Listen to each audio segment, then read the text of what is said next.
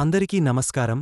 శ్రీ విశ్వవస్తునామ సంవత్సర దక్షిణాయనం గ్రీష్మ ఋతువు ఆషాఢమాసం కృష్ణపక్షం ఏకాదశి ఉపరి ద్వాదశి ఈరోజు ఒక విశేషమైన రోజు. ఈరోజు రోహిణీ నక్షత్రం.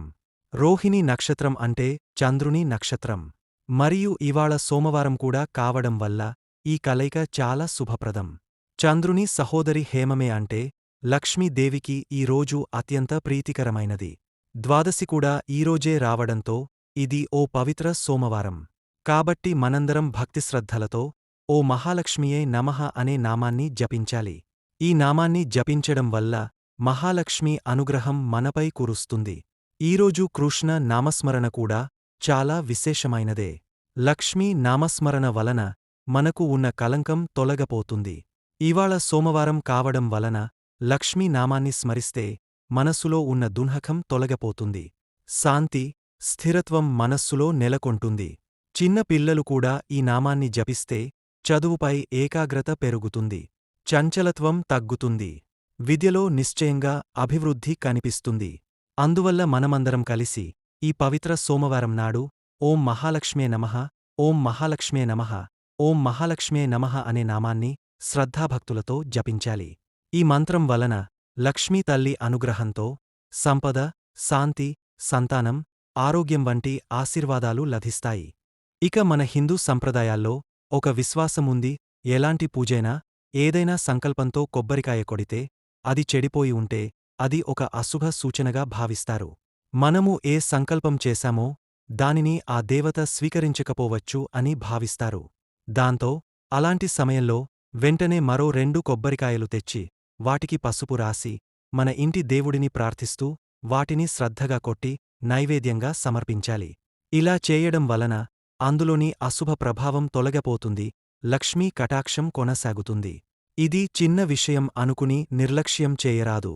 ఇంట్లో పూజ సమయంలో ఈ అంశాన్ని తప్పక పాటించాలి.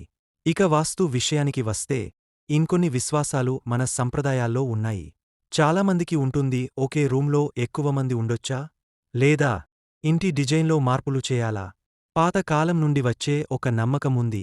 ఇల్లు పెద్దగా ఉండి అందులో తక్కువ మంది ఉంటే ఆ ఇంట్లోని వారి ఆయుష్షు తగ్గుతుంది అని. అందుకే చెప్పారు, ఇంటికి తగనట్టుగా ఇల్లు ఉండాలి, ఇంటికి తగనట్టుగా మనుషులు ఉండాలి అని. ఇది వాస్తులోని ఓ లోతైన భావన.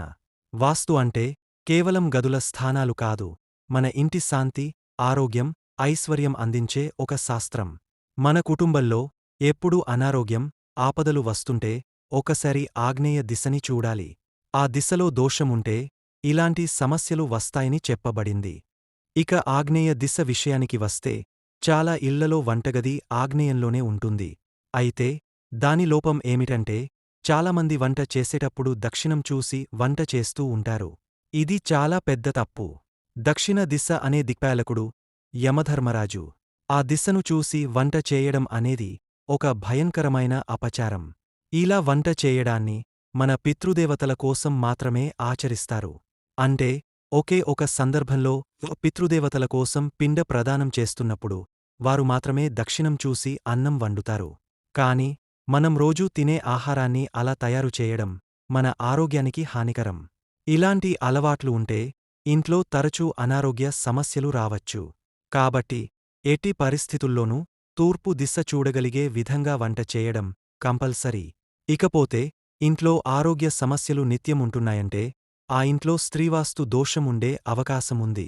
అలాంటి స్థితిలో స్త్రీవాస్తు యంత్రాన్ని ఇంట్లో ప్రతిష్ఠించాలి. దీంతో ఆరోగ్యం మెరుగవుతుంది. దివ్యమైన దుర్గాపూజ సూచన. రేపు మంగళవారం మృగశిర నక్షత్రం, కుజ గ్రహాధిపత్యం. ఈ రోజు దుర్గాదేవిని పూజించేందుకు చాలా శుభం. ఉదయం లేచి దుర్గాదేవి ముందు నెయ్యి దీపం వెలిగించి దుర్గా కవచాన్ని చదవాలి.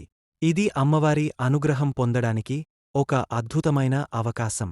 అంతేకాదు, ఎవరికైనా పూజదోషం వల్ల సంతానక్షయం ఉన్నా లేదా మాంగల్య దోషం, వివాహం ఆలస్యం అవుతున్నా రేపు తెల్లవారుజామున తెల్ల జిల్లెడు చెట్టుకి ప్రదక్షిణ చేసి వస్తే అమ్మవారి అనుగ్రహంతో వివాహం జరుగుతుంది, సంతానం కలుగుతుంది, ఆరోగ్యంగా ఉంటుంది.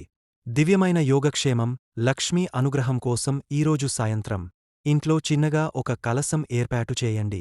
ఆ కలసంలో 2 గవ్వలు పెట్టండి. పైకి ఒక కొబ్బరికాయ ఉంచండి. ఆ కలశాన్ని శ్రీ మహాలక్ష్మి రూపంగా ఆరాధించి, పూజించి, నైవేద్యం సమర్పించండి. రేపు లేదా ఎల్లుండి ఆ కలసం నుండి గవ్వలను తీసి మీ వ్యాపార స్థలంలోనూ లేదా అలమారలోనూ ఉంచండి. దీంతో ఆకర్షణ శక్తి పెరుగుతుంది, ఆర్థికంగా అభివృద్ధి జరుగుతుంది. ఇది ఒక దివ్యమైన యోగక్షేమ పద్ధతి.